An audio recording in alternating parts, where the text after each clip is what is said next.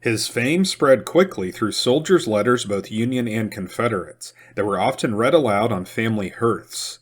In the South, these were overwhelmingly adulatory. "I wish we had a whole army filled with Jacksons, and the Yankees would soon be shipped from our soil," wrote a soldier of the 11th Virginia Regiment. Wrote another from the 6th Louisiana. "Jackson is perfectly idolized by this army." Northern soldiers sent home their praise too, calling him a man of decided genius, and this great leader who had outgeneraled all our commanders. One Union quartermaster was even court-martialed for pointing out that Stonewall Jackson had whipped the U.S. in every battle. Porter Alexander, at the time Johnston's chief of ordnance, wrote that Jackson's Valley exploits were unsurpassed in all military history for brilliancy and daring. Exactly who this new celebrity was harder to say, though his men cheered him loudly when he rode by and boasted of his genius in letters home. They were also painfully aware of how hard they had been used, and how many of their comrades, nearly a third of his force, had simply fallen away, unable or unwilling to follow. And yet this seemingly pitiless man, with so little apparent sympathy for human suffering, was also a devout Christian. He prayed in his tent and in the woods at 3 a.m. He prayed on his horse, and prayed in the midst of battle. He encouraged his men to attend religious services, distributed Christian pamphlets, and arranged for preachers to give sermons in the regimental camps.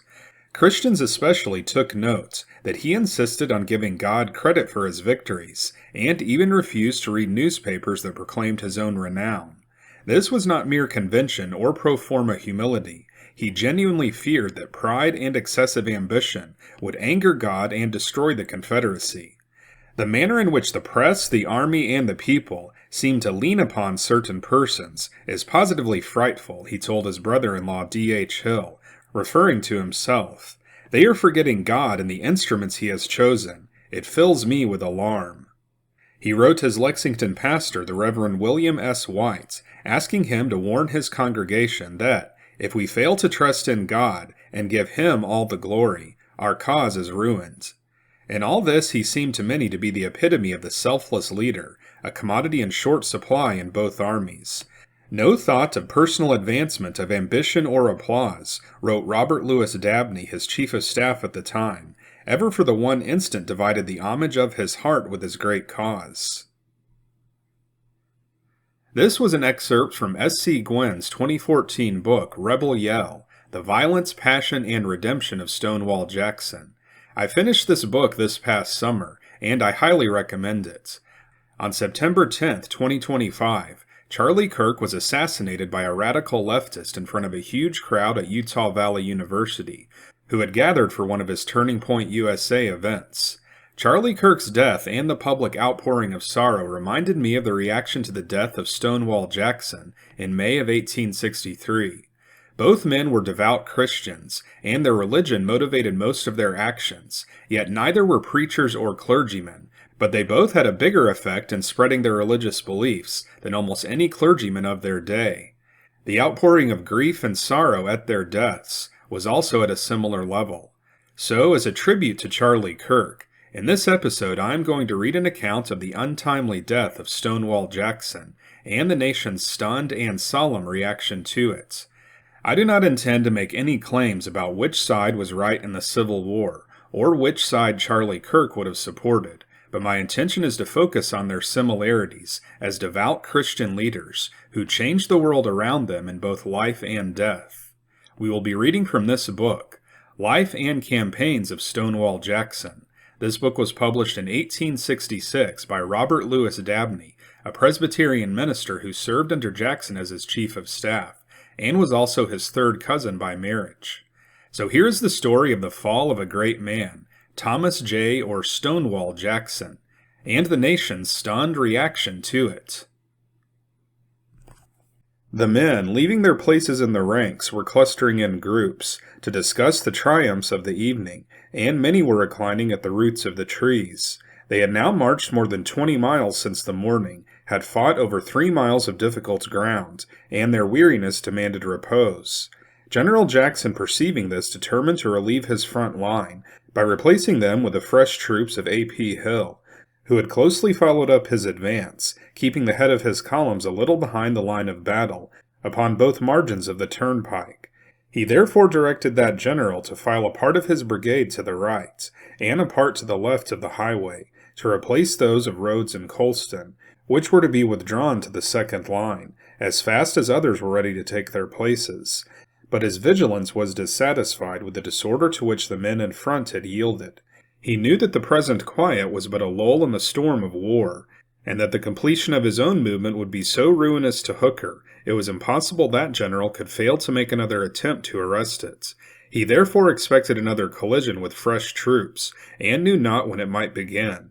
It was just at this moment that the gallant Colonel Cobb of the 44th Virginia Regiment, in Colston's division, came to report to him that advancing through the woods on the right of the turnpike, a little space beyond the line where the Confederates had paused in their career, he had captured a number of prisoners, and had also ascertained the existence of a barricade of timber, fronted by an abatis which, beginning at the right margin of the road, seemed to run down a gentle sinuous vale of the forest, an indefinite distance toward the south and east, and was now deserted by the Federalists. This defense was in fact a part of the main circuit by which Hooker had enclosed his entrenched camp at Chancellorsville, and was now surrendered into General Jackson's hands, almost without a struggle. So complete were the results of the attack, the very citadel of Hooker was now in his grasp. Colonel Cobb found General Jackson near the road, busily engaged in correcting the partial disorder into which the men had fallen. Riding along the lines, he was saying, "Men, get into line! Get into line! Whose regiment is this? Colonel, get your men instantly into line." He was almost unattended, and had obviously sent away his staff to aid in correcting the confusion, or to direct the advance of A.P. Hill's division to the front. Upon receiving the report of Cobb, he said to him, "Find General Rhodes and tell him to occupy that barricade at once with his troops." He added, "I need your help for a time. This disorder must be corrected. As you go along the right, tell the troops from me to get into line, and preserve their order." He then busily resumed his efforts for the same object, and a moment after rode along the turnpike towards Chancellorsville, endeavoring to discover the intentions of the enemy. His anticipations were indeed verified at once. Hooker was just then advancing a powerful body of fresh troops to endeavor to break the fatal cordon which General Jackson was drawing around his rear, and to escape from General Lee, who was pressing his front. He was pushing a strong battery along the highway, preceded by infantry skirmishers, and in front of General Jackson's right was sending a heavy line of infantry through the woods to retake the all-important barricade. The latter, according to the usual perfidy of the enemy's tactics, was preceded by a flag of truce, which attempted to amuse General Rhodes with some trumpery fable, until the enemy could creep upon him unprepared. Rhodes, instantly perceiving the cheat, directed him to be taken to General Jackson with his message, and resumed the effort to man the barricade in accordance with his order. But the trick was partially successful. The men had not yet resumed their ranks, nor was the work fully occupied, before the Federal line of battle appeared upon the brow of the little hill within it, and poured a heavy volley upon the Confederates, at point-blank distance. They replied, firing wildly, and made efforts to sustain the strife, but in a feeble and irregular fashion. This combat upon the right was the signal for the resumption of the battle along the whole line. General Jackson had now advanced 100 yards beyond his line of battle, evidently supposing that in accordance with his constant orders, a line of skirmishers had been sent to the front, immediately upon the recent cessation of the advance. He probably intended to proceed to the place where he supposed this line crossed the turnpike, to ascertain from them what they could learn concerning the enemy. He was attended only by a half-dozen mounted orderlies, his signal officer Captain Wilborn, with one of his men, and his aide Lieutenant Morrison, who had just returned to him. General A.P. Hill with his staff also proceeded immediately after him, to the front of the line, accompanied by Captain Boswell of the Engineers, whom Jackson had just detached to assist him. After the general and his escort had proceeded down the road 100 yards, they were surprised by a volley of musketry from the right, which spread toward their front, until the bullets began to whistle among them, and struck several horses. This was in fact the advance of the Federal line assailing the barricade, which they were attempting to regain. General Jackson was now aware of their proximity, and perceived that there was no picket or skirmisher between him and his enemies. He therefore turned to ride hurriedly back to his own troops, and to avoid the fire which was thus far limited to the south side of the road, he turned into the woods upon the north side. It so happened that General Hill with his escort had been directed by the same motive almost to the same spot. As the party approached within 20 paces of the Confederate troops, these, evidently mistaking them for cavalry, stooped and delivered a deadly fire. So sudden and stunning was this volley, and so near at hand, that every horse which was not shot down recoiled with it in panic, and turned to rush back, bearing their riders toward the approaching enemy. Several fell dead upon the spot, among them the amiable and courageous Boswell, and more were wounded. Among the latter was General Jackson. His right hand was penetrated by a ball, and his left forearm lacerated by another, and the same limb broken a little below the shoulder by a third, which not only crushed the bone, but severed the main artery. His horse also dashed, panic-stricken, toward the enemy, carrying him beneath the boughs of a tree, which inflicted severe blows, lacerated his face, and almost dragged him from the saddle.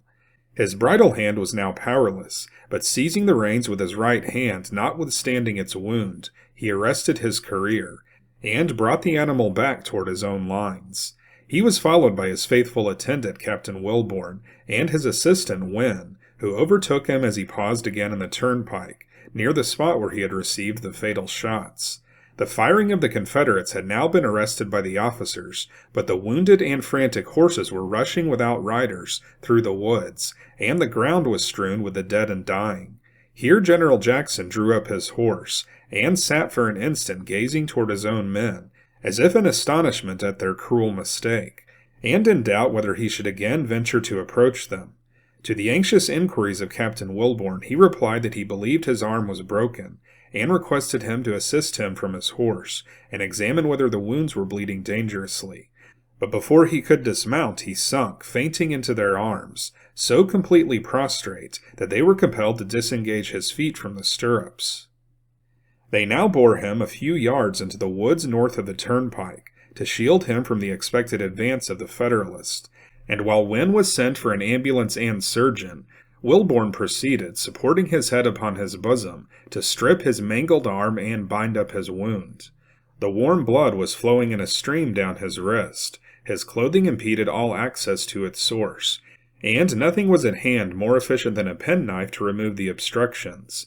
But at this terrible moment he saw General Hill with a remnant of his staff approaching, and called to him for assistance. He, with his volunteer aide, Major Lee, dismounted, and taking the body of the general into his arms, succeeded in reaching the wound, and stanching the blood with a handkerchief. The swelling of the lacerated flesh had already performed this office in part. The party was now met by a litter which someone had sent from the rear, and the general was placed upon it, and borne along by 2 soldiers and Lieutenants Smith and Morrison. As they were placing him upon it, the enemy fired a volley of canister shot up the road, which passed over their heads. But they had proceeded only a few steps when the discharge was repeated, with a more accurate aim. One of the soldiers bearing the litter was struck down severely wounded, and had not Major Lee, who was walking beside it, broken his fall, the general would have precipitated to the ground. He was now placed upon the earth, and the causeway was now swept by a hurricane of projectiles of every species, before which it seemed that no living thing could survive. The bearers of the litter and all the attendants excepting Major Lee and the general's 2 aides left him, and fled into the woods on either hand, to escape the fatal tempest, while the sufferer lay along the road, with his feet towards the foe, exposed to all its fury. It was now that his 3 faithful attendants displayed a heroic fidelity, which deserves to go down with the immortal name of Jackson to future ages. Disdaining to save their lives by deserting their chief, they lay down beside him in the causeway, and sought to protect him as far as possible with their bodies. On one side was Major Lee, and on the other Lieutenant Smith. Again and again was the earth around them torn with volleys of canister, while shells and many balls flew hissing over them, and the stroke of the iron hail raised sparkling flashes from the flinty gravel of the roadway. General Jackson struggled violently to rise, as though to endeavor to leave the road, but Smith threw his arm over him, and with friendly force held him to the earth, saying, "Sir, you must lie still. It will cost you your life if you rise." He speedily acquiesced, and lay quiet. But none of the four hoped to escape alive, yet almost by miracle they were unharmed, and after a few moments the Federalists, having cleared the road of all except this little party, ceased to fire along it, and directed their aim to another quarter. They now arose and resumed their retreat, the general leaning upon his friends, and proceeding along the gutter at the margin of the highway, in order to avoid the troops who were again hurrying to the front. Perceiving that he was recognized by some of them, they diverged still further into the edge of the thicket. It was here that General Pender of North Carolina, who had succeeded to the command of Hill's division upon the wounding of that officer, recognized General Jackson, and after expressing his hearty sympathy for his sufferings, added, "My men are thrown into such confusion by this fire that I fear I shall not be able to hold my ground." Almost fainting with anguish and loss of blood, he still replied in a voice feeble but full of his old determination and authority, "General Pender, you must keep your men together and hold your ground." This was the last military order ever given by Jackson. How fit was the termination for such a career as his, and how expressive of the resolute purpose of his soul. His bleeding country could do nothing better than to adopt this as her motto in her hour of trial, inscribe it on all her banners, and make it the rallying cry of all her armies. General Jackson now complained of faintness, and was again placed upon the litter, and after some difficulty men were obtained to bear him. To avoid the enemy's fire, which was again sweeping the road, they made their way through the tangled brushwood, almost tearing his clothing from him, and lacerating his face in their hurried progress. The foot of one of the men bearing his head was here entangled in a vine, and he fell prostrate. The general was thus thrown heavily to the ground, upon his wounded side, inflicting painful bruises on his body and intolerable agony on his mangled arm, and renewing the flow of blood from it. As they lifted him up, he uttered one piteous groan, the only complaint which escaped his lips during the whole scene. Lieutenant Smith raised his head upon his bosom, almost fearing to see him expiring in his arms, and asked, "General, are you much hurt?" He replied, "No, Mr. Smith, don't trouble yourself about me." He was then replaced a second time upon the litter, and under a continuous shower of shells and cannonballs borne a half-mile further to the rear, when an ambulance was found containing his chief of artillery, Colonel Crutchfield, who was also wounded. In this he was placed, and hurried towards the field hospital near Wilderness Run. Arriving at the hospital, he was tenderly removed to a tent which had been erected for him, where he was laid in a camp bed and covered with blankets, in an atmosphere carefully warmed. Here he speedily sank into a deep sleep, which showed the thorough prostration of his energies. The melancholy scene, which has now been simply and exactly described, occupied but a few minutes, for the events followed each other with stunning rapidity. The report of the discovery of the deserted barricade by Colonel Cobb, the order to General Rhodes to occupy it, the attempt to restore the order of his line of battle, the advance of the general down the road, his collision with the advancing army, his hurried retreat, and the fatal fire of his own men, all followed each other almost as rapidly as they are here recited. About midnight, Dr. McGuire summoned as assistants Drs. Coleman, Black, and Walls, and watched the pulse of the general for such evidences of the reaction of his exhausted powers as would permit a more thorough dealing with his wound. Perceiving that the animal heat had returned, and the pulsations had resumed their volume, they aroused him, and on examining the whole extent of his injuries, were convinced beyond all doubt that his left arm should be immediately removed. Dr. McGuire now explained to him that it seemed necessary to amputate his arm, and inquired whether he was willing that it should be done immediately. He replied without tremor, "Dr. McGuire, do for me what you think best. I am resigned to whatever is necessary." Preparations were then made for the work. Chloroform was administered by Dr. Coleman. Dr. McGuire, with a steady and deliberate hand, severed the mangled limb from the shoulder. Dr. Walls secured the arteries, and Dr. Black watched the pulse, while Lieutenant Smith stood by holding the lights. The general seemed insensible to pain, although he spoke once or twice as though conscious, saying with a placid and dreamy voice, Dr. McGuire, I am lying very comfortably. The ball was also extracted from his right hand, and the wound was dressed. The surgeons then directed Smith to watch beside him the remainder of the night, and after an interval of half an hour to arouse him, in order that he might drink a cup of coffee. During this interval he lay perfectly quiet, as though sleeping, but when he was called awoke promptly, and in full possession of his faculties. He received the coffee, drank it with appetite, and remarked that it was very good and refreshing. This was indeed the first nourishment he had taken since Friday evening. The history of Jackson now turns finally from the camp and the battlefield to the sacred quiet of the sick room and the dying bed. The far different scenes which are to be unfolded may be appropriately introduced by a reference to the calm and thorough acquiescence of General Jackson in his sudden helplessness. So eager and determined a spirit as his might have been expected to chafe at his enforced inactivity at such a time. It might be expected that he would now be seen, like an eagle with broken pinion, beating against the bars of his cage, with a tumultuous struggle to soar again into the storm cloud which was his native air. Such anticipations did injustice to the Christian temper which he constantly cultivated. To the amazement of his own nearest friends, from the moment he felt the hand of Providence laid upon his efforts in the shape of those wounds, he dismissed all cares of command, and the heat of his soul sank into a sweet and placid calm. He who just before seemed to be pursuing victory with a devouring hunger was now all acquiescence. He cast upon God every anxiety for his country, and seemed unconscious of the grand designs which the day before were burning in his heart. When he awoke from his long and quiet slumber on the Sabbath morning, the distant sounds of a furious cannonade told his experienced ear that a great battle was again raging. But the thought did not quicken his pulse, nor draw from him a single expression of restlessness. He waited for the news of the result with full faith in God and in the valor of his army, only expressing such anxieties as an affectionate female might feel for the safety of his comrades in arms. His first act after receiving refreshments was to request Lieutenant Morrison to go to Richmond and bring Mrs. Jackson to his bedside.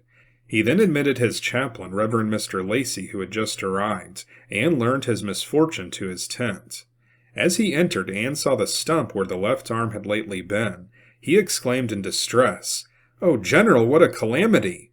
Jackson first thanked him with his usual courtesy for his sympathy, and then proceeded with marked deliberation and emphasis, as though delivering his Christian testimony touching God's dealing with him, to speak in substance thus, and at a length which was unusual with his taciturn habits. "You see me severely wounded, but not depressed, not unhappy. I believe that it has been done according to God's holy will, and I acquiesce entirely in it. You may think it strange, but you never saw me more perfectly contented than I am today. For I am sure that my heavenly Father designs this affliction for my good. I am perfectly satisfied that either in this life, or in that which is to come, I shall discover that which is now regarded as a calamity is a blessing. And if it appears a great calamity, as it surely will be a great inconvenience to be deprived of my arm, it will result in a great blessing. I can wait until God in his own time shall make known to me the object he has in thus afflicting me. But why should I not rejoice in it as a blessing, and not look on it as a calamity at all? If it were in my power to replace my arm, I would not dare to do it, unless I could know it was the will of my heavenly Father." He then spoke in answer to inquiries of all the incidents of his fall, with entire freedom and quiet. After a little he added, that he thought when he fell from the litter that he should die upon the field, and gave himself up into the hands of his heavenly Father without a fear. He declared that he was in possession of perfect peace, while thus expecting immediate death. "It has been," he said, "a precious experience to me, that I was brought face to face with death, and found all was well. I then learned an important lesson, that one who has been the subject of converting grace, and is the child of God, can in the midst of the severest sufferings fix the thoughts upon God and heavenly things, and derive great comfort and peace, but that one who has never made his peace with God would be unable to control his mind under such sufferings, so as to understand properly the way of salvation, and repent and believe on Christ. I felt that if I had neglected the salvation of my soul before, it would have been too late then." These are nearly the exact words in which this valuable witness was borne by General Jackson, for the minister, impressed with their solemn weights, charged his memory with them, and speedily committed them to writing. It is needless to moralize upon them in order that their lesson may be felt by every reader.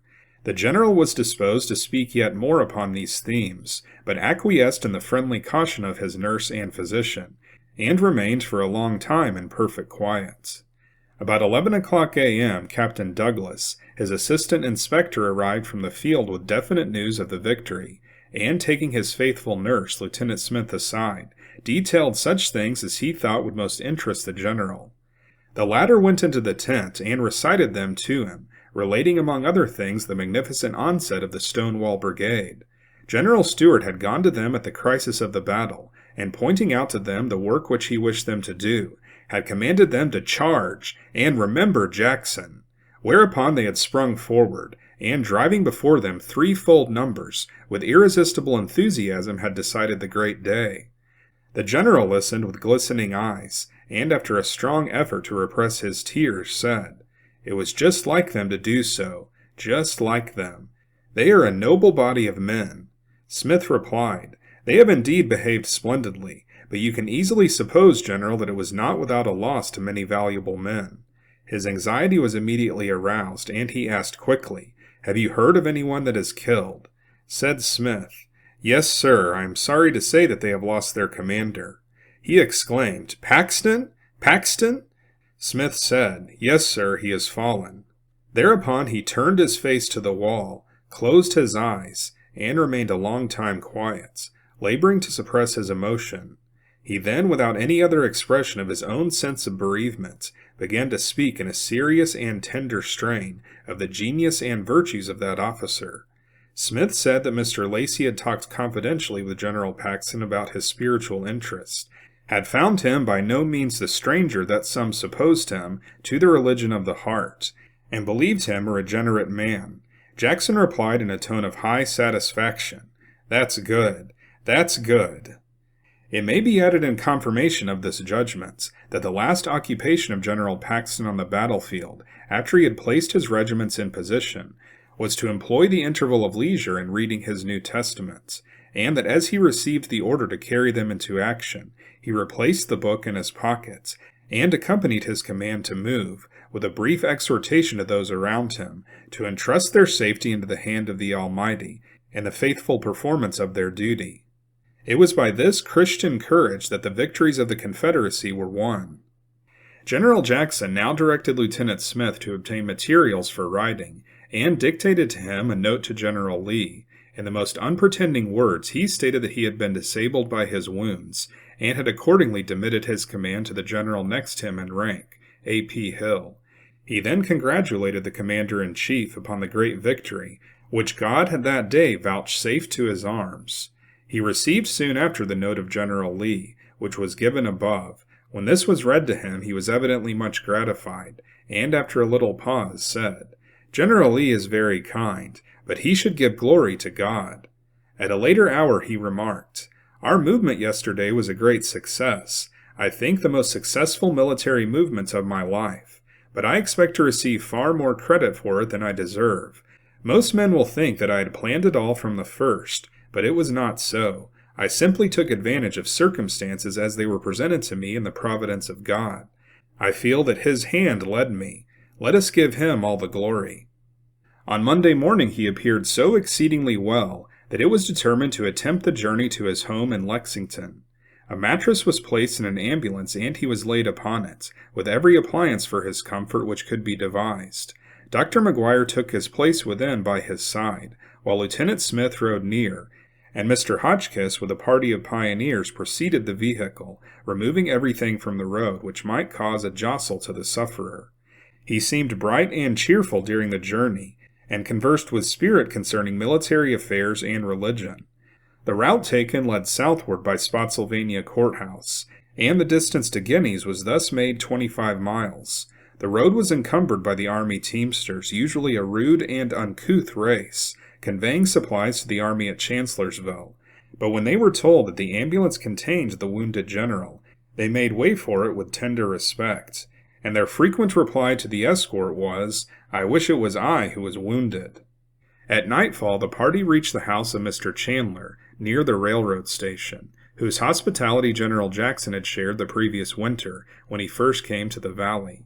Here he was greatly received, and everything possible was done for his comfort, for it was a notable trait of his character that he inspired in all people, and especially in the purest and most Christian, that unbounded devotion, which counted every exertion made for him a precious privilege.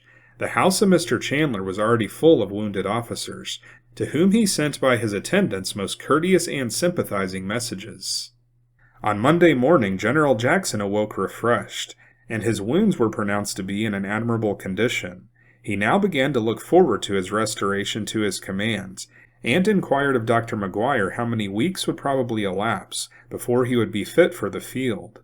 He also requested his chaplain to visit him at 10 o'clock each morning, for reading the Scriptures and prayer.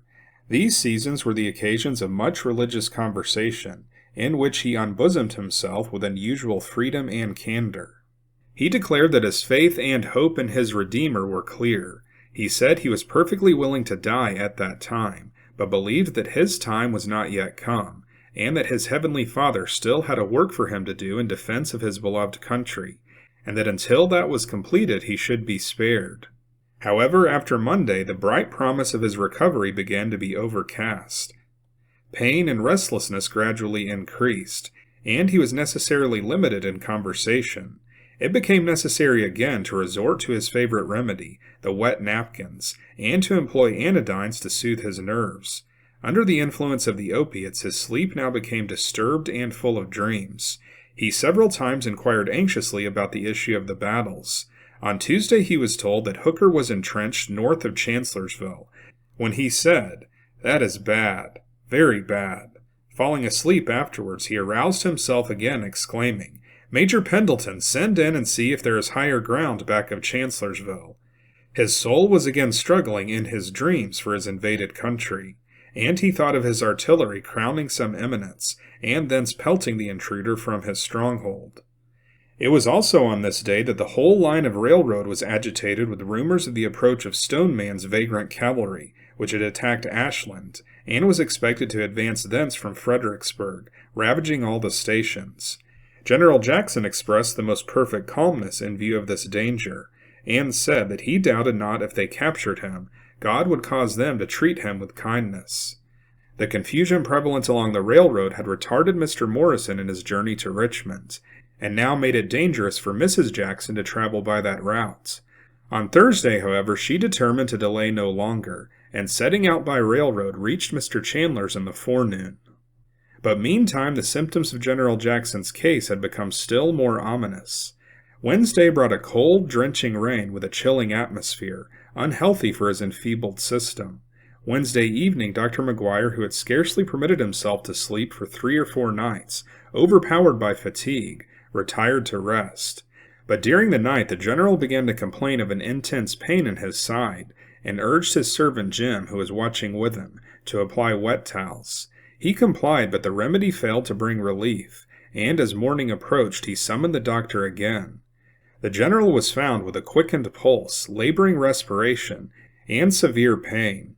Pneumonia was clearly developed, but not with alarming intensity, the pain and difficult breathing being more accountable by a neuralgic pleurodenia, constricting the muscles of the chest than by actual inflammation of the lungs. The physician therefore resorted to the more vigorous remedies of synapsisms and cupping, but with only partial effect.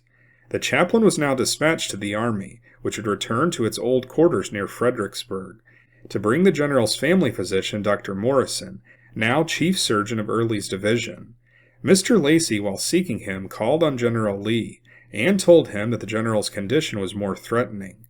He replied that he was confident God would not take Jackson away from him at such a time, when his country needed him so much. Give him, he added, my affectionate regards, and tell him to make haste and get well, and come back to me as soon as he can. He has lost his left arm, but I have lost my right arm.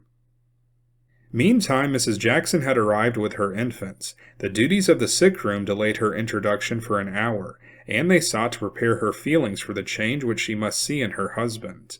He had asked for a glass of lemonade, and someone proposed as a kindly relief to her anxiety that she should busy herself in preparing it. When Mr. Smith took it to him, he tasted, and looking up, said quickly, "You did not mix this. It's too sweet. Take it back." Disease had produced a surprising change in his temper in one respect, that he who in health was almost indifferent to the quality of his food and drink, and satisfied with the simplest, had become critical and exacting in those particulars. He was now informed that Mrs. Jackson had arrived, and expressed great delight. When she entered his room, she saw him sadly changed. His features were sunken by the prostration of his energies, and were marked by 2 or 3 angry scars, where they had been torn by his horse as he rushed through the brushwood. His cheeks burned with a swarthy and almost livid flush, yet his face beamed with joy when, awaking from his distressed slumber, he saw her near him. When he noted the shade of woeful apprehension which passed over her face, he said tenderly, "Now, Anna, cheer up, and don't wear a long face. You know I love a bright face in a sick room." And nobly did she obey. With a spirit as truly courageous as that of her warrior husband, she commanded her grief, and addressed herself cheerfully to the ministry of love. Many a tear was poured out over her unconscious suckling, yet she returned to his sick room always with a serene countenance, and continued to be until the clouds of death descended upon his vision, what he had delighted to call her in the hours of prosperity, his sunshine. He now added with reference to his impaired hearing, that he wished her to speak distinctly while in his room, because he wanted to hear every word she said. At 2:00 p.m. Dr. Morrison arrived. When he spoke to him, the general looked up, and said affectionately, "That's an old familiar face." His condition was now examined thoroughly, and was found so critical that it was determined to send Mr. Smith to Richmond to bring some female friend to Mrs. Jackson's assistance, and to call in the aid of Dr. Tucker of that city, whose skill in pulmonary diseases was greatly valued. But the best treatment which medical science could suggest was immediately commenced, and the symptoms of pneumonia were partially subdued. Nature, however, did not rally as this enemy receded. The vital forces were too much exhausted to be effectually revived. There remained no organic disease of sufficient force to destroy the lungs of an infant, but still his constitutional symptoms grew steadily more discouraging. The causes of this decline were several: the cold which he had contracted Friday night, the fatigue and exhaustion of his long-continued abstinence, labor and intense excitement during the march and battle, the cruel fall from the litter, and above all the fatal hemorrhage. It was during the horrid confusion of that night combat in the thickets that his strength was drained away. The deceitful appearance of the succeeding days was but a partial flowing again of the tides of life, which were proved too weak to fill their accustomed channel, and so ebbed forever. During his remaining hours he was at times oppressed by something, which was not delirium but the burden of a profound prostration, combined with the slumberous drugs which were given to command his pain. Whenever he was addressed by anyone whom he knew, he roused himself, and memory, reason, and consciousness were again found in full exercise. But at other times he lay with closed eyes, seemingly engaged in silent prayer, or overcome by sleep which was visited with disturbed visions. And at others again he entered into the conversation around his bed with so much intelligence and animation that his physicians checked his exertions of his failing strength. During Thursday night, Dr. Morrison had occasion to arouse him from sleep, to take some draught, saying, "Will you take this, General?" He looked steadily into his face and said, "Do your duty." Then, as though to signify that he intended what he said, and wished the physician to do for him precisely what his judgment dictated, he repeated, "Do your duty." His vagrant thoughts in sleep were obviously wandering back to the field of strife. At one time he was heard to say quickly, "A.P. Hill, prepare for action," and several times, "Tell Major Hawks to send forward provisions for the troops." On Friday morning, Dr. Morrison suggested his fear of a fatal termination of his disease. He dissented from this expectation positively and said, precisely in these words, "I am not afraid to die. I am willing to abide by the will of my heavenly Father, but I do not believe that I shall die at this time. I am persuaded the Almighty has yet a work for me to perform." In the afternoon he requested that he might see his chaplain. He was then so ill and his respiration so difficult that it was thought that all conversation would be injurious, and they attempted to dissuade him. But he continued to ask so repeatedly and eagerly that it was judged better to yield. When Mr. Lacey entered, he inquired whether he was endeavoring to further those views of the Sabbath observance of which he had spoken to him. On his assuring him that he was, he entered at some length into conversation with him upon that subject. Thus his last care and labor for the Church of God was an effort to secure the sanctification of his holy day. As the evening wore away, his sufferings increased, and he requested Mrs. Jackson to sing some psalms, with the assistance of all his friends around his bed, selecting the most spiritual pieces they could. She with her brother then sung several of his favorite pieces, concluding at his request with the 51st Psalm, "Show pity, Lord, O Lord, forgive," sung to the old 100th. The night was spent by him in feverish tossings, and without quiet sleep. During all its weary hours the attendant sat by his side, sponging his brow with cool water, the only palliative of his pain which seemed to avail. Whenever they paused he looked up, and by some gesture or sign begged them to continue. Thus the morning of Sabbath, the 10th of May, was ushered in, a holy day which he was destined to begin on earth, and to end in heaven. He had often said that he desired to die upon the Sabbath, and this wish was now about to be fulfilled. His end was evidently so near that Dr. Morrison felt it was due to Mrs. Jackson to inform her plainly of his condition.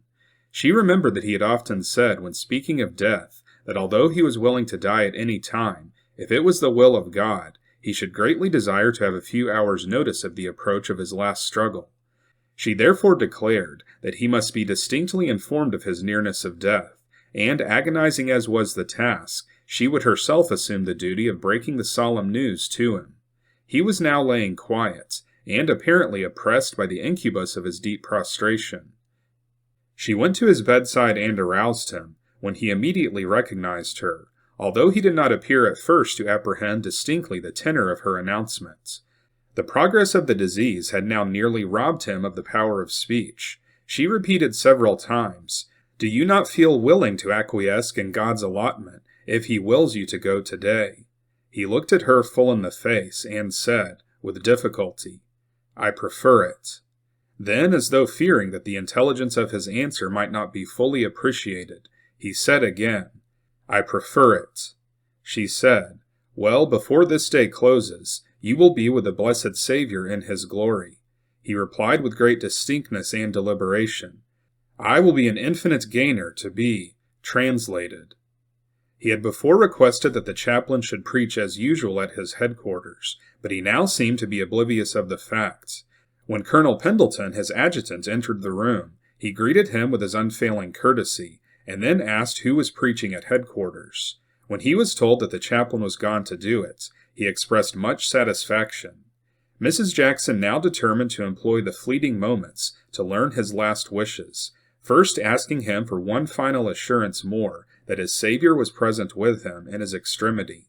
To this he only answered with a distinct yes. His wife asked him whether it was his will that she and his daughter should reside with her father, Dr. Morrison. He answered, "Yes, you have a kind and good father, but no one is so kind and good as your heavenly Father." She then inquired where he preferred that his body should be buried. To this he made no reply. When she suggested Lexington, he assented, saying, "Yes, in Lexington," but his tone expressed rather acquiescence than lively interest. His infant was now brought to receive his last embrace, and as soon as she appeared in the doorway, which he was watching with his eyes, his face lit up with a beaming smile, and he motioned her toward him, saying fondly, "Little darling." She was seated on the bed by his side, and he embraced her, and endeavored to caress her with his poor lacerated hands, while she smiled upon his infantile delight. Thus he continued to toy with her until the near approach of death unnerved his arm, and unconsciousness settled down upon him. In his restless sleep he seemed attempting to speak, and at length said audibly, "Let us pass over the river, and rest under the shade of the trees." These were the last words he uttered. Was his soul wandering back in dreams to the river of his beloved valley, the Shenandoah, the river of sparkling waters, whose verdant meads and groves he had redeemed from the invader, and across whose floods he had so often won his passage through the toils of the battle? Or was he reaching forward across the river of death, to the golden streets of the celestial city, and the trees whose leaves are for the healing of the nations? It was to these that God was bringing him through his last battle and victory, and under their shade he walks, with the blessed company of the redeemed. His attendants, now believing that consciousness had finally departed, ceased to restrain his wife, and she was permitted to abandon herself to all desolation of her grief. But they were mistaken. Bowing down over him, her eyes raining tears upon his dying face, and covering it with kisses, she cried, "Oh, doctor, can you not do something more?" That voice had power to recall him once more. For a moment, from the very threshold of heaven's gates, he opened his eyes fully, and gazing upward at her face, with a long look of full intelligence and love, closed them again forever. His breath then, after a few more inspirations, ceased, and his laboring breast was stilled. And thus he died, the hero of so many battles, who had so often confronted death, when clothed with its gloomiest terrors, with his last earthly look fixed upon the face which was dearer to him than all else, except that Savior, whom he was next to behold in glory. While he was thus passing down beneath the shadow of the portals of death, two different scenes were enacting, connected with his fate, contrasted in their actors and accessories as widely as the extremes of the earth will admit. But it was not easy to decide which paid the most touching tribute to the dying warrior.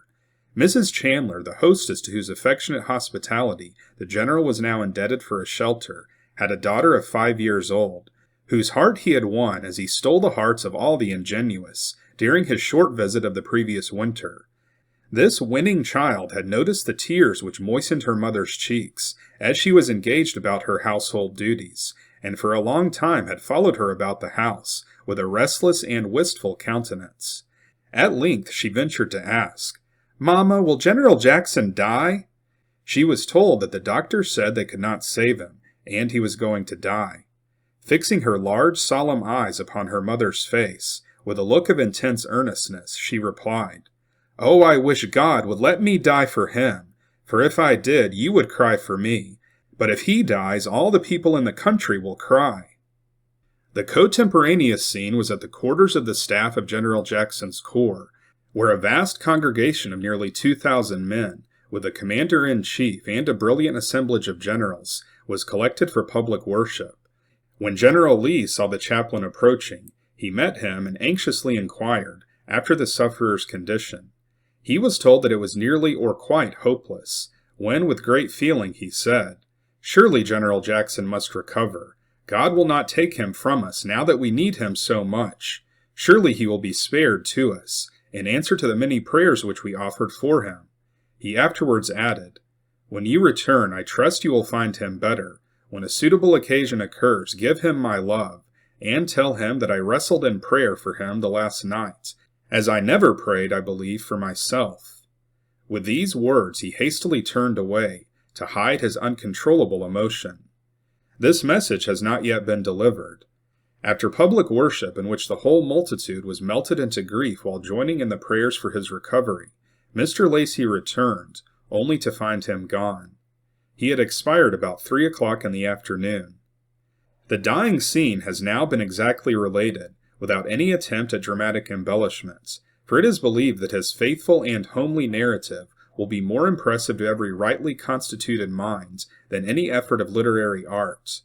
Nor will any reflections be added upon the lessons of such a death to the hearts of the readers. But each one will be left in the silence of his own soul to draw them for himself. Colonel Pendleton immediately informed General Lee and the Governor of the Commonwealth of the departure of Jackson's soul, and by the latter it was communicated to the Confederate government. In a few hours the electric telegraph had conveyed the news to all the Confederate states, and to every heart it came as a chilling shock. All over the land, hundreds of miles away from the regions which he had illustrated by his prowess, the people who had never seen his face grieved for him as men grieve for their nearest kindred. Other countries and ages may have witnessed such a national sorrow, but the men of this generation never saw so profound and universal grief as that which throbbed in the heart of the Confederate people at the death of Jackson. Women who had never known him save by the fame of his virtues and exploits wept for him as passionately as for a brother. The faces of the men were black with dismay, as they heard that the tower of their strength was fallen. All felt what many mouths expressed, that no language could declare their sense of bereavement so well as the requiem of David for his princely friend Jonathan. How are the mighty fallen in the midst of the battle! O Jonathan, thou wast slain in thy high places. Men said that they had never admitted among their fears of possible calamity the apprehension that Jackson could fall in battle, for he had passed unscathed through so many battles that he seemed to them to wear a charmed life. He was to his fellow citizens the man of destiny, the anointed of God to bring in deliverance for his oppressed church and country. They had seen his form leading the van of victory with such trust as the ancient Hebrews reposed in their kings and judges, when they went forth to turn to flight the armies of the aliens, anointed with holy oil and guided to sure triumph by the oracles of Urim and Thummim and inspired seers. Even those who did not pray themselves believed with a perfect assurance that his prayers found certain access to the heavens, and that the cause for which he interceded was secured under the shield of omnipotence. The people of God, with a more intelligent and scriptural trust, gloried in his sanctity and Christian zeal, as a signal proof that the cause of their country was the cause of righteousness, in his pious example as a precious influence for good upon their sons, who followed his banners, and in the homage done to Christ and his gospel by his devotion. His soldiers trusted in his prestige with a perfect faith, for they had seen fortune perch so regularly upon his flag that the fickleness of her nature seemed to be changed, for him, into constancy. Jackson's corps, when fighting under his eye, always assailed the enemy with certain expectations that victory, and nothing but victory, was to be the issue. His commander-in-chief, who best knew the value of his sleepless vigilance, his industry, his wisdom in counsel, and his vigor in action, appreciated his loss most fully of all. Men were everywhere speculating with solemn anxiety upon the meaning of his death. They asked themselves, has God taken the good man away from the evil to come? Has he adjudged us unworthy because of our ingratitude and disobedience of such a deliverer, and after providing us for a time by lending a Jackson to our cause, has he now withdrawn the gift in judicial displeasure? Or does he only mean to render the example of his military and Christian virtues more shining and instructive by his translation, and thus, while he teaches us to trust more exclusively in himself, raise up after this model a company of Jacksons to defend their country? While some answered these questions in both ways, according to their temperaments, the greater number wisely left them to be solved by God himself in the evolution of his providence. In one conclusion all agreed, that the imitation of Jackson's example by his countrymen would make his people invincible, and their final triumph absolutely certain, and that this was the practical lesson set forth by God in his life and death. General Jackson's remains were shrouded by his staff Sunday evening in his military garments, and deposited in an open coffin of wood, which was procured nearby. His coat had been almost torn to pieces by his friends in their eagerness to reach and bind up his wounds the night he fell, and it was now replaced by the civilian's coat which he sometimes wore in his hours of relaxation. But his military overcoat covered and concealed this exception.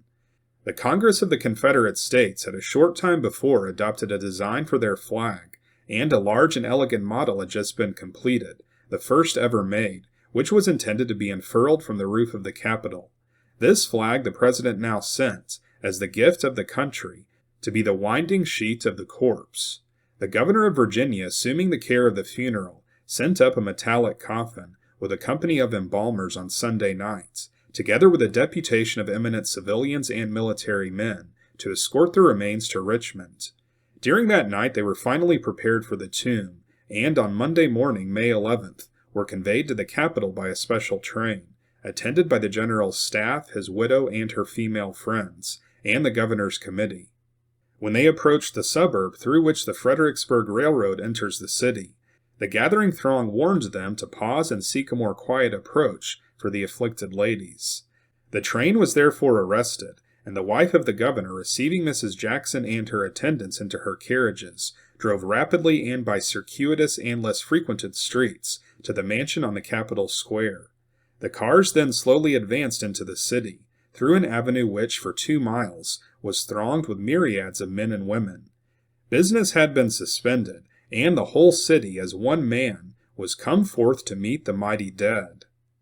Amidst a solemn silence only broken by the boom of the minute guns and the wails of a military dirge, the coffin was borne into the governor's gates, and hidden for the time from the eyes of the multitude, of which the major part were wet with tears. For the next day a great civic and military pomp was devised, which was thus described in a contemporary publication. At the hour appointed the coffin was borne to the hearse, a signal gun was fired from near the Washington Monument, and the procession began to move to the solemn strains of the Dead March in Saul. The hearse was preceded by 2 regiments of General Pickett's division, with arms reversed, that general and his staff, as well as the Fayette artillery, and Wren's company of cavalry. Behind came the horse of the dead soldier, caparisoned for battle, and led by a groom. His staff officers, members of the Stonewall Brigade, invalids and wounded, and then a vast array of officials, headed by the President of the Confederate States, and members of his cabinets, followed by all the general officers in Richmond, after whom came a mighty throng of civic dignitaries and citizens. The procession moved through the main streets of the city, and then returned to the Capitol. Every place of business was closed, and every avenue thronged with solemn and tearful spectators, while a silence more impressive than that of the Sabbath brooded over the whole town. When the hearse reached the steps of the Capitol, the pallbearers, headed by General Longstreet, the great comrade of the departed, bore the corpse into the hall of the lower house of the Congress, where it was placed upon a species of altar, draped with snowy white, before the Speaker's chair.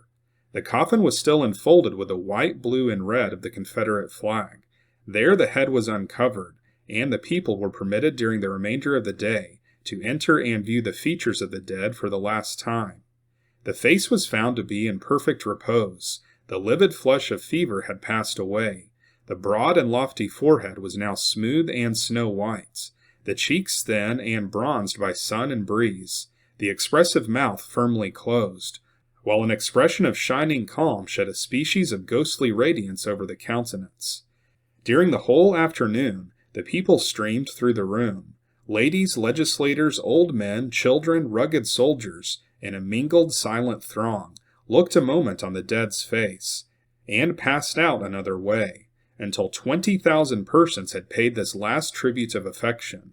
The women brought some exotic or sweet flower to lay upon the coffin, and these offerings became so numerous that they loaded the whole bier and the table on which it rested, and rose to a great heap. Before the pious interest of the people could be satisfied, the hour had arrived for closing the doors, and the officials warned the throng of people to retire. Just then a mutilated veteran from Jackson's old division was seen anxiously pressing through the crowd to take his last look at the face of his beloved leader. They told him he was too late, that they were already closing up the coffin for the last time, and that the order had been given to clear the hall. He still struggled forward, refusing to take a denial, until one of the marshals of the day was about to exercise his authority to force him back.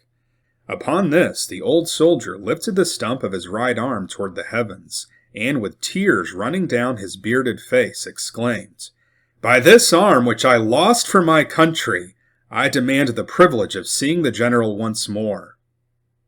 Such an appeal as this was irresistible, and at the instance of the governor of the Commonwealth, the pomp was arrested until this humble comrade had also dropped his tear upon the face of his dead leader. And this was the last, and surely not the least glorious tribute which was offered to him, before his remains were finally sealed up for the tomb. The government shrouded Jackson in their battle flag, but the people shrouded him in Mayflowers.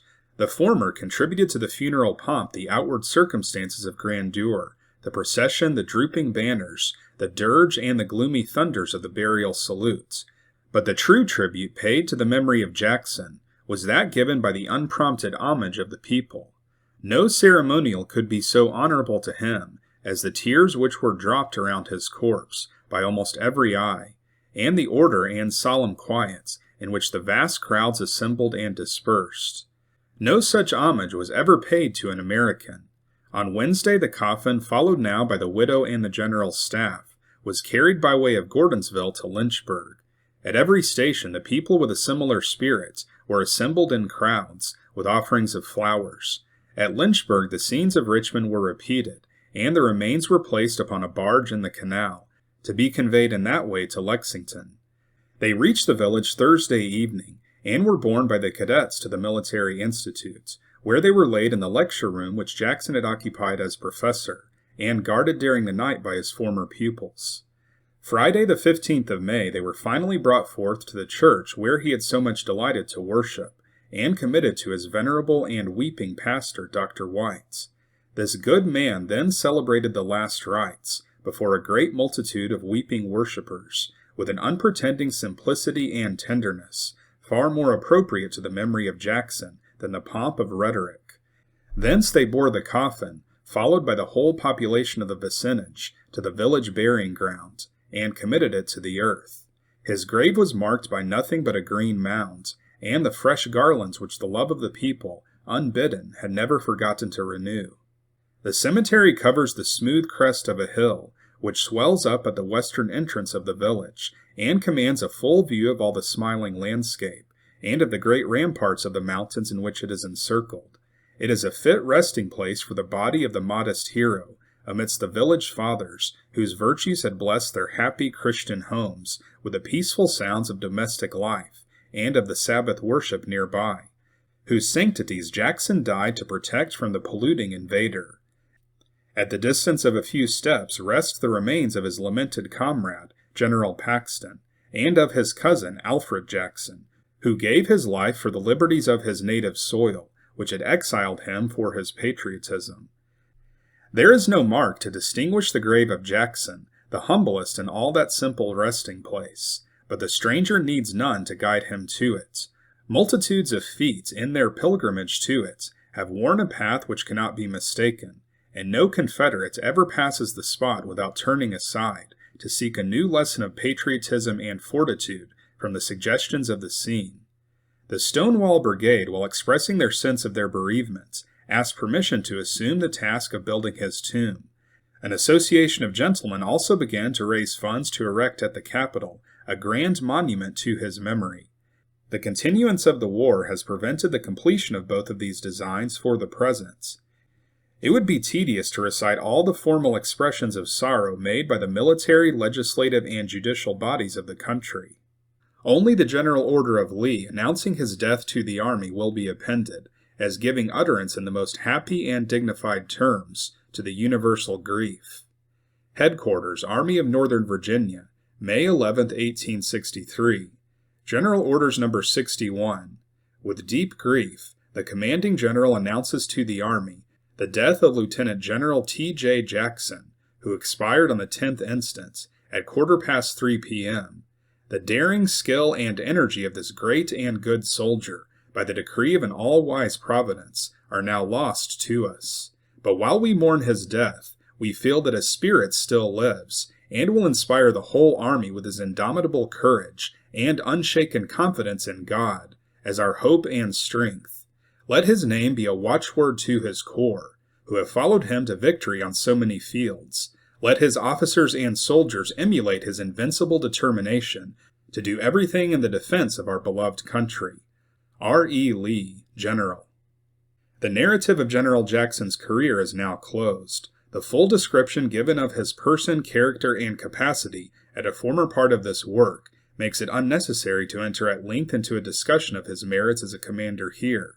Every reader will draw his own conclusions for himself from the facts which have been faithfully related above, but a few observations remain to be made, without which the historical portraiture of Jackson would be incorrect.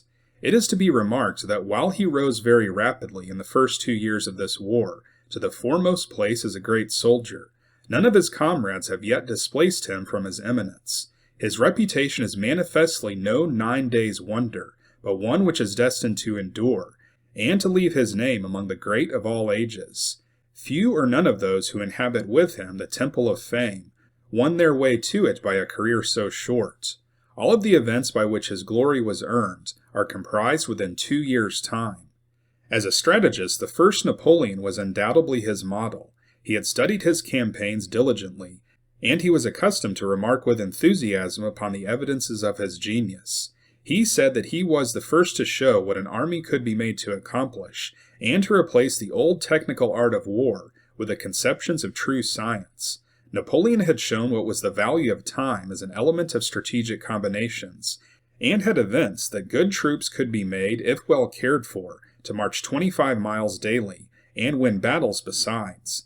And this war should show that Confederate soldiers could do as much. Few generals have waged war with such unvarying success as General Jackson. It has been truly remarked of him that he was never routed in battle, that he was never successfully surprised by his enemies, that he never had a train or any organized portion of his army captured by them, and that he never made entrenchments. His success did not come by chance. While no commander recognized so devoutly and habitually the direction of divine providence, none was ever more unwearied in providing the conditions of success. It was his rule that his chief quartermaster and chief commissary should see him every day at 10 o'clock a.m., unless sent for at other hours, and report fully the condition of their departments. 24 hours never passed without interviews with both of them, and he knew the exact state of all his supplies and trains at all times. He was exceedingly jealous for the comfort of his men, so far as this was compatible with celerity of movement. Many instances might be cited of his care about their rations. So also his care of his wounded was great, and no commander kept his medical department more efficiently organized than he. General Jackson's personal demeanor toward his soldiers was reserved, but courteous. It was impossible for any to assume an improper familiarity towards him, and no one could be further than he from all the arts of the demagogue. He never did anything for dramatic effect or for popularity, and never practiced any of those means for inspiring enthusiasm, in which Napoleon was such an adept. The only manifestation which he ever made of himself to his command was in the simple, single-minded performance of his duty. He never was known to show himself of set purpose to his troops, never made them speeches, and whenever they cheered him, escaped as quickly as possible, but his politeness to the men was unfailing, and carried its own evidence of sincerity. His fall in the midst of the great struggle for the existence of his country, and the mourning of his usefulness and fame, has appeared to his people a fearful mystery. But if his own interests be regarded, it will appear a time well chosen for God to call him to his rest, when his powers were in their undimmed prime, and his glory at its zenith, when his greatest victory had just been won, and the last sounds which reached him from the outer world were the thanksgivings and blessings of a nation in raptures with his achievements, in tears for his fall. So that is the story of the death of Stonewall Jackson, as told by Robert Lewis Dabney in his 1866 book, Life and Campaigns of Stonewall Jackson. As I mentioned at the beginning of this video, Stonewall Jackson's death was one of the first things I thought of when I heard about the death of Charlie Kirk. Let us know in the comments if you think there were some similarities. There are also some differences, and one of those, unfortunately, is that the Northern response to the death of Stonewall Jackson was much more respectful than the response to Charlie Kirk's death. To end this video, I am now going to read a short excerpt from S.C. Gwynne's 2014 biography of Stonewall Jackson. This tells of some of the reactions from people in the North upon hearing of Jackson's death. Once again, I highly recommend this book, and others by S.C. Gwynne. In the North, there was widespread admiration for Jackson, for both his Christian piety and his warrior prowess. Harper's Weekly described him as an honorable and conscientious man, who had hesitated to take sides until secession forced his hand. British author and America watcher Catherine Cooper Hopley wrote that Northerners pride themselves that he was a fellow citizen of the Republic, an American, independent of Northern or Southern birth. There were signs everywhere of the immense respect people of the North had for Jackson's bravery and skill as a soldier. I rejoice at Stonewall Jackson's death as a gain to our cause, wrote Union Brigadier General Governor K. Warren, soon to be a hero at the Battle of Gettysburg. And yet, in my soldier's heart, I cannot but see him as the best soldier of all this war, and grieve at his untimely end. wrote Union veteran and historian Charles Francis Adams, Jr. I am sure as Americans, this Union Army takes a pride in Stonewall, second only to that of the Virginians and Confederates. To have fought against him is next to having fought under him. Northern feelings about Jackson were perhaps best summarized by John W. Forney, the prominent editor of the Washington Chronicle. Stonewall Jackson was a great general, a brave soldier, a noble Christian, and a pure man. May God throw these great virtues against the sins of the secessionist, the advocate of a great national crime. Lincoln wrote Forney immediately to compliment him on the excellent and manly article in the Chronicle on Stonewall Jackson. Jackson's beloved estranged father-in-law, George Junkin, who had embraced the Union cause and moved north, voiced some of the same feelings. I am completely unmanned, he wrote, of hearing the news of Jackson's death. I sought my stateroom to weep there. Is it wrong, is it treason to mourn for a good and great, though clearly mistaken man? I cannot feel it to be so. I loved him dearly, but now he is with dear, dear Ellie, and the rest. O God, O give us grace to acquiesce in these terrible mysteries of thy providence. It is curious that though many Northerners could not forgive him for fighting as they perceived it, to protect the institution of slavery, the Northern newspaper The Independent, edited by arch-abolitionist clergyman Henry Ward Beecher, voiced no such qualms. It said simply that Jackson was quiet, modest, brave, noble, honorable, and pure. He fought neither for reputation now nor for future personal advancement. So that's it for this episode. As you can see, even some arch-abolitionists in the North, who hated the Confederacy, still admired Jackson. It's notable that even during this outright civil war, there was still this level of respect and admiration across each side. Let us know what you think about these events in the comments, and stay tuned to this channel for more actual history about people whose shoes we are unworthy to stand in. This channel is called Unworthy History because we present actual history that has now been deemed unworthy to discuss on history channels on TV. So our mission at this channel is to present this worthy history of our ancestors by reading directly from old books.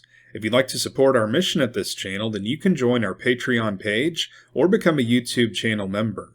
Members will have full access to all of our members-only videos, and your contribution towards keeping actual history alive will be recognized at the end of each episode. So if you want to see more episodes like this, then be sure to like and subscribe, and we'll see you next time on Unworthy History.